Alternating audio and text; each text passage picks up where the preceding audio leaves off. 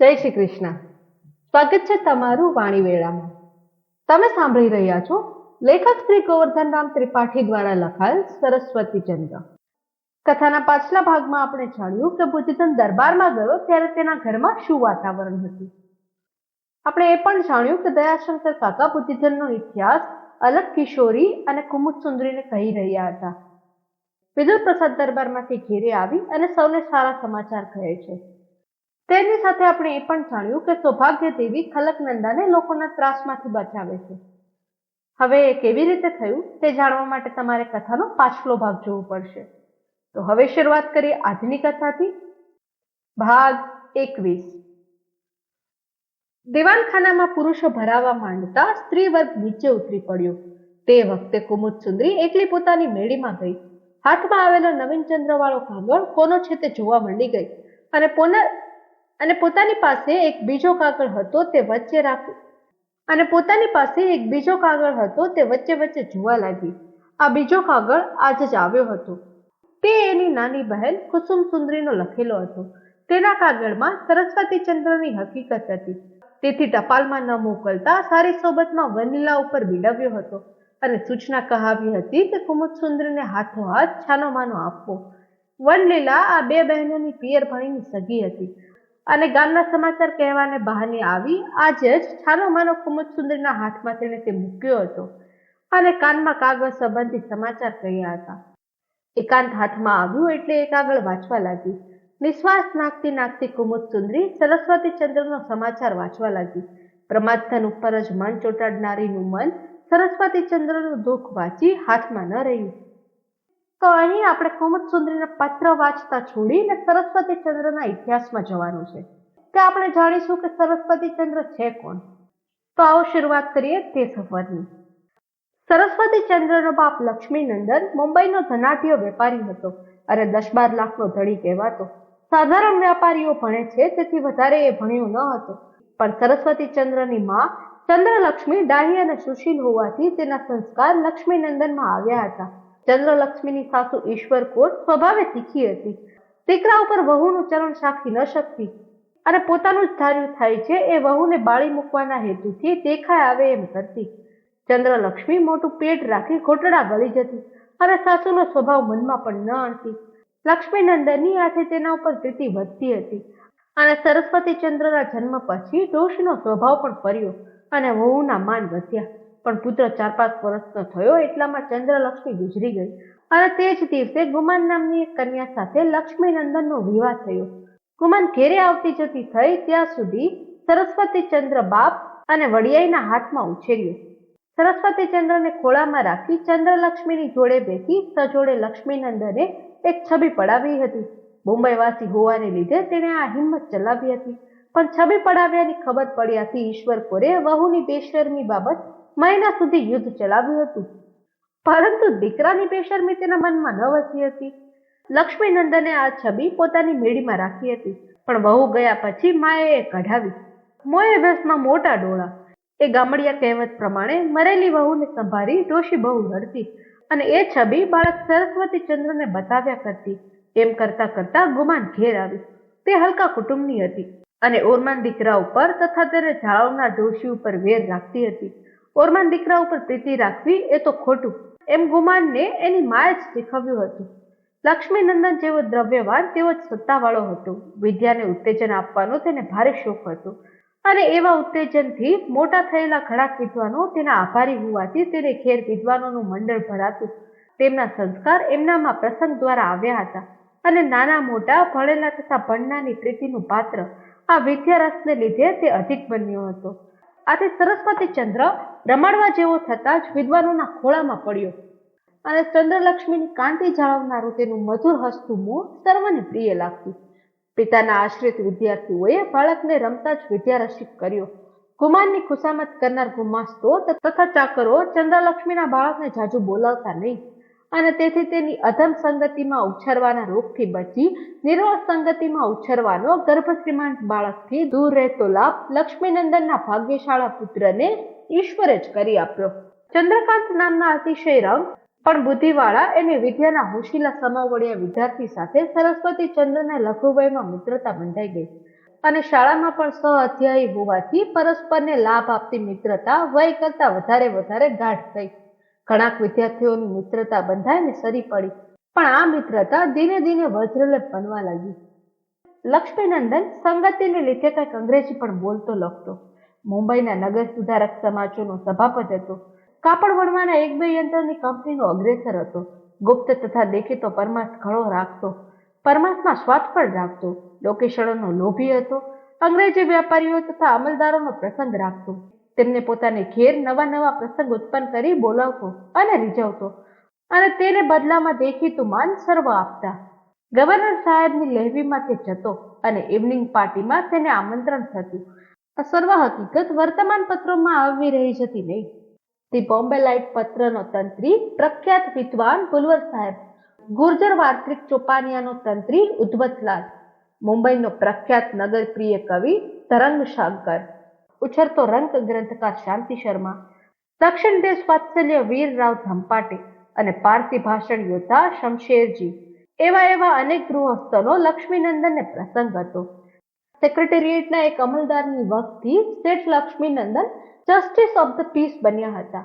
આ સર્વસત્તાને લીધે શેઠની રજવાડામાં પણ સારી પ્રતિષ્ઠી હતી.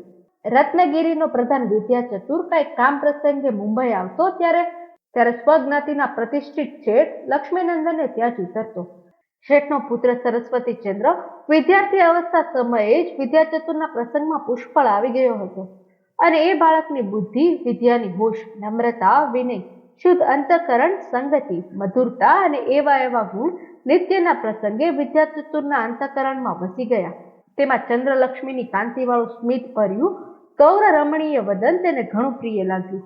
હુઆ તો વિવાહ.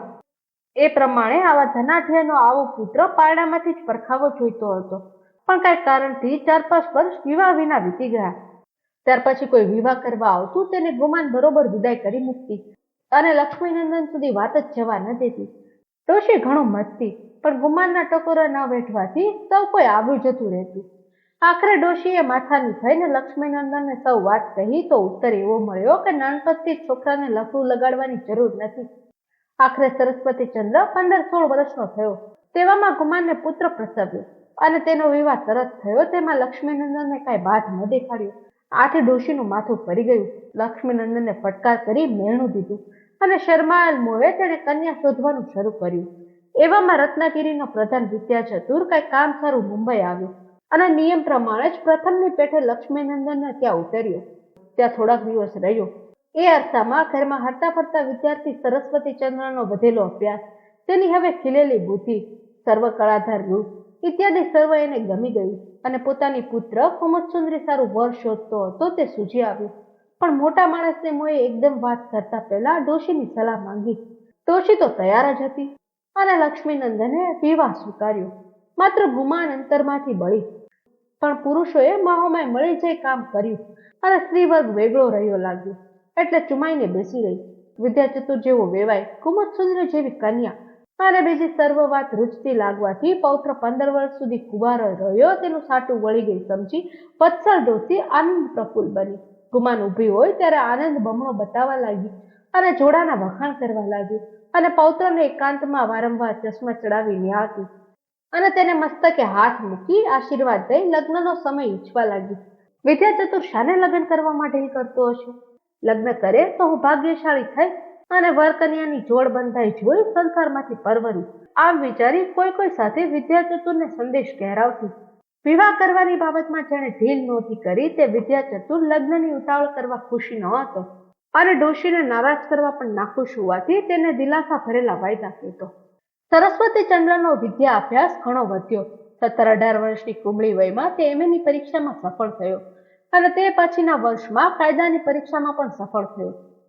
ઘણી પરીક્ષાઓ અને ઘણા નિબંધો લખી પારિતોષિકો, પાંડિત્ય વેતનો એટલે કે સ્કોલરશીપ, ચંદ્રક એટલે કે મેડલ વગેરે તેણે મેળવ્યા હતા અને સર્વ ઠેકાણે ઉત્તમ વિજય નીવડ્યો હતો.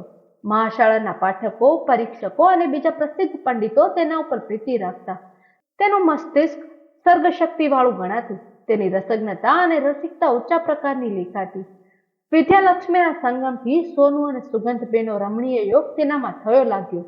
ગર્ભ શ્રીમંતપણાના ગુણ સ્પષ્ટ જણાતા. છતાં સીમંતાઈના સહચારી દોષ તેનામાં આવવા પામ્યા ન હતા. શરીર વ્યાયામ વાળું હતું અને કાંતિમાન હતું. મુખ ઉપર પ્રતાપ અને કોમળતા એકઠો વાસ કરી રહ્યા હતા.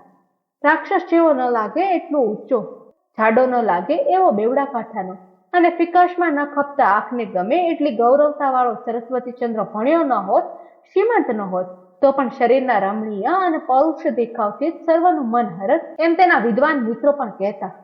કુમુદસુંદરી વયમાં આવી અને વધારે ભણી તેમ તેમ સરસ્વતીચંદ્રની વાતો માતા પિતાને મોએ સાંભળવાની રચેણ બની. સુસુર જમાતાનો પત્ર વ્યવહાર હતો, તેથી વિદ્યાચતુર ઘણી વાર ગુણસુંદરી પાસે સમાચાર કહેતો અને વિશેષ વાર્તાનો પ્રસંગ આણતો. આવો વિદ્વાન અને વત્સલ પિતા જેને આટલી સ્તુતિ કરે છે તે પુરુષ કેવો હશે?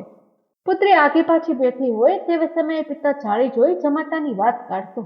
તે એવી ઈચ્છાથી કે એનો પતિ પ્રેમ ગાઢ થાય.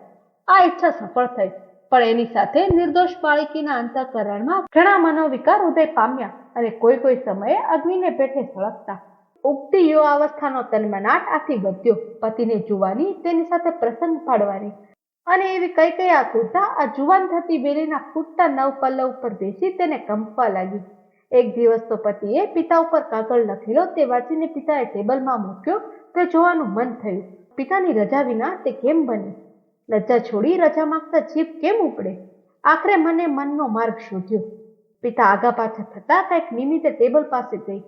ઘણા કાગળના જથ્થામાંથી દ્રષ્ટિપાત વડે જોઈતો કાગળ ઓળખ્યો અને સળગતા આકાશમાંથી પ્રભાતનું કોમળ ઉગતું કિરણ શ્વેતકમળને પકડીને ખીલવે તેમ સ્વચ્છ આસમાની સાડીમાંથી નાજુક ગોરો હાથ કાઢી પત્ર પકડી લીધો અને તે જ હાથે પોતાની મેળે ઉકેલાઈ જતો એ પત્ર ઊંચો કર્યો, લઈ લીધો.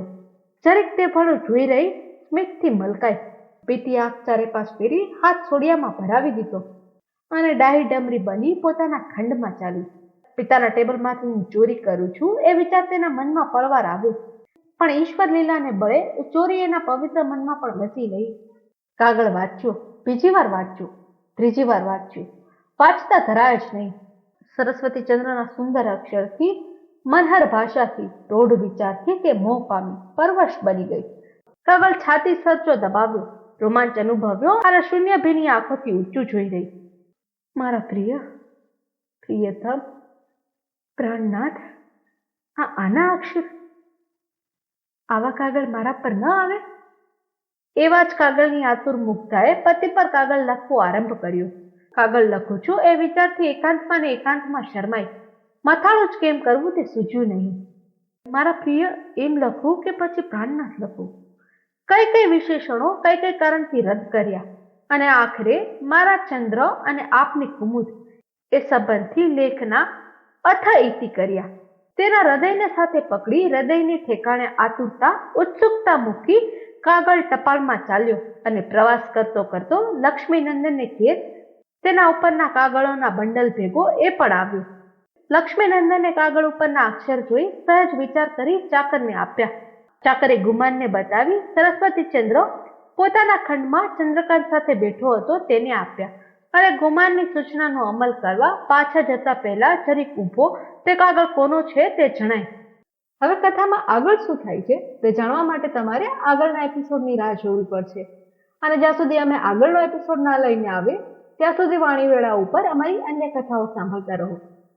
તો ફરી મળીશું આવતા એપિસોડમાં. ત્યાં સુધી બધાને જય શ્રી કૃષ્ણ.